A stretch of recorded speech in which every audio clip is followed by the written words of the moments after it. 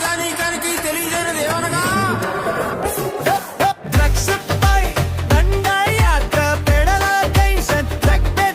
మన జీవితం మన చేతుల్లో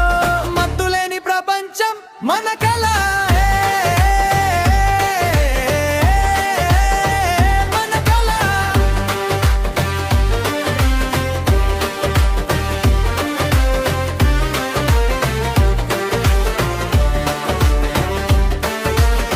చిన్న చిన్న